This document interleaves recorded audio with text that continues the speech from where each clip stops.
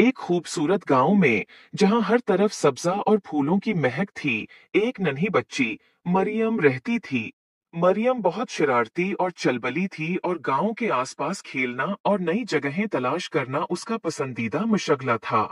एक दिन मरियम अपनी बल्ली के साथ खेलते हुए गांव के किनारे पर मौजूद एक पुराने कनवे के पास पहुंच गई। कनवा देखने में बहुत गहरा और खौफनाक लग रहा था, लेकिन मरियम को तजस्सुस हुआ कि कनवे के अंदर क्या हो सकता है। जब मरियम कनवे के किनारे पर झुककर नीचे देखने की कोशिश कर रही थी, तो उसका पांव फिसल गया और वो कनवे के अंदर गिर गई। कनवा बहुत गहरा था और मरियम के चीखने की आवाज गूंजती, लेकिन वो कनवे के अंदर फंस गई।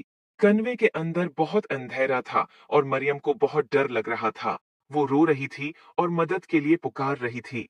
अचानक एक नर्म और चमकदार रोशनी कनवे के अंदर फैल गई और मरियम ने देखा कि एक खूबसूरत परी उसके सामने नमूदार हो गई है। परी की चमकती हुई पर और नर्म रोशनी ने कनवे को रोशन कर दिया। परी ने मरियम को तसल्ली देते हुए कहा, डरो मत, मैं तुम्हारी मदद के लिए आई हूँ। मरियम ने खौफ ज़दा होकर कहा, आप कौन हैं?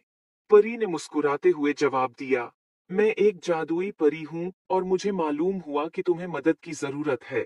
परी ने अपने जादुई छुरी से रोशनी का एक दायरा बनाया और मरियम के अर्द गिर्द फैला दिया। मरियम ने देखा कि उसके कदमों के नीचे जमीन हमवार हो गई है और उसका खौफ कम हो गया है। परी ने कहा, तुम्हारी हिफाजत मेरी जिम्मेदारी है। आओ, मैं तुम्हें यहाँ से बाहर ले चलूं। परी ने अपनी छुरी से एक रास्ता बनाया जो कनवे के ऊपर तक जाता था। मरियम ने खौफजदा होकर पूछा, क्या मैं इस रास्ते से ऊपर चढ़ सकती हूँ? परी ने मुस्कुराकर कहा, हाँ, ये जादुई रास्ता तुम्हें महफूज तरीके से ऊपर ले जाएगा। मरियम ने हिम्मत जमा की और जादुई रास्ते पर कदम रखा। जैसे ही वो ऊपर चढ़ना शुरू हुई, परी उसके साथ साथ उड़ती रही और उसकी हिफाजत करती रही।